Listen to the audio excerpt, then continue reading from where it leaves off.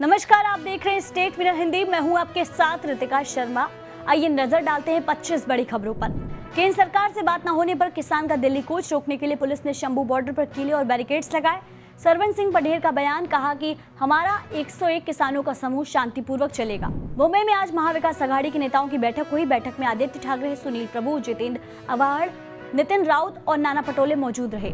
Bharatiya Janata party के वरिष्ठ नेता और महाराष्ट्र विधानसभा के अध्यक्ष राहुल नार्वेकर ने मुख्यमंत्री देवेंद्र फडणवीस, उप मुख्यमंत्री एकनाथ शिंदे, उप मुख्यमंत्री अजीत पवार और भाजपा प्रदेश अध्यक्ष चंद्रशेखर बावनकुले की मौजूदगी में विधानसभा अध्यक्ष पद के लिए नामांकन दाखिल किया। रॉबर्ट वाड्रा हाजी अली दरगाह पहुंचे थे, जहां मीडिया से बात करते हुए उन्होंने कहा, मैं मस्जिदों पर किए जा रहे सर्वेक्षणों से बहुत चिंतित हूं, जो मुझे लगता है कि पूरी तरह से गलत है। हम एक विविधतापूर्वक राष्ट्र हैं और हमें सभी को अपने धर्म का पालन करने की अनुमति देनी चाहिए। बीजेपी ने आम आदमी पार्टी पर निशाना साधते हुए एक पोस्टर जारी किया था, जिसमें लिखा था कि अब नहीं सहेंगे, बदल कर रहेंगे। अब आम आदमी पार्टी ने पुष्पा स्टाइल में एक पोस्टर जारी किया है। इसमें लिखा है, केजरीवाल झुकेगा नहीं। दिल्ली में विधानसभा चुनाव 2025 की तैयारियां, पार्टियों ने कसी कमर। बीजेपी की आज से परिवर्तन यात्रा शुरू। योगी आदित्यनाथ आज कानपुर की रामा यूनिवर्सिटी के दीक्षांत समारोह में शामिल होंगे। इसे देखते हुए शनिवार को पुलिस अफसरों की टीम ने सीएम सिक्योरिटी के ब्लूप्रिंट को फाइनल टच दिया है। समाजवादी पार्टी ने आरोप लगाया है कि केमिकल से तैयार किया गया दूध मार्केट में बेचा जा रहा है। इस दूध से कैंसर जैसे असाध्य रोगों का खतरा है। बीजेपी और योगी राज्य में सत्ता के संरक्षण और भाजपाइयों की साझेदारी से बीजेपी के लोग मिलावटी खाद्य और पेय पदार्थ बेच रहे हैं, जिससे जनता को खतरा है।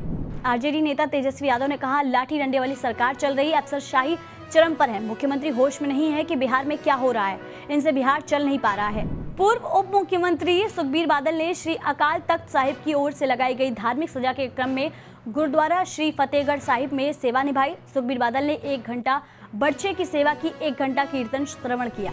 राजस्थान के राजसमंद जिले में बच्चों से भरी स्कूल बस पलट गई, जिससे कि 3 छात्रों की मौके पर मौत हो गई और 62 अन्य लोग घायल हो गए।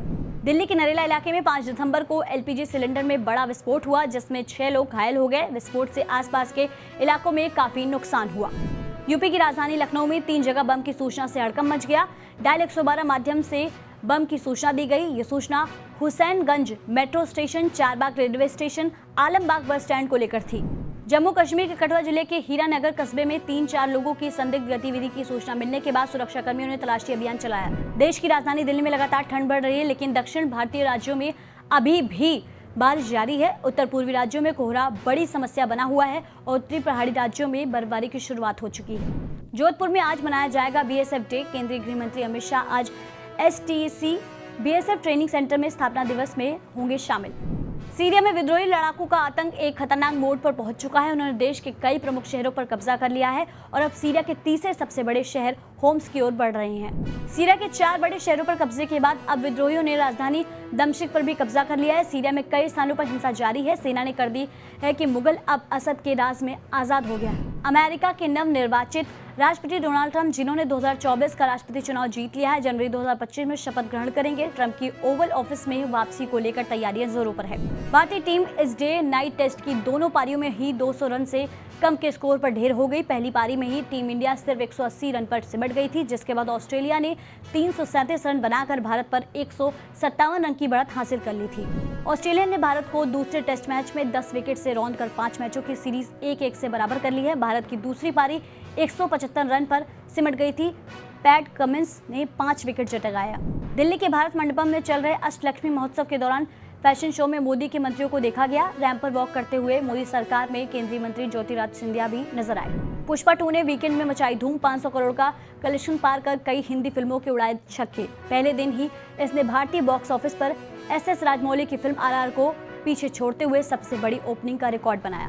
फिल्म निर्माता करण जौहर की मां हीरू यश जौहर को मुंबई के अंबानी अस्पताल में भर्ती कराया गया। अब फैंस उनके जल्द ठीक होने की कामना कर रहे हैं। दिलजीत दोसांझ के बाद अब मुंबई में एपी ढिल्लों का कॉन्सर्ट देखा गया, जहां पर मलाइका अरोड़ा ने अपने ग्लैमरस अंदाज का तड़का लगाया। एक्ट्रेस को उनके हिट गानों का लुत्फ उठाते हुए और सिंगर के साथ मंच पर ठुमकते हुए देखा गया।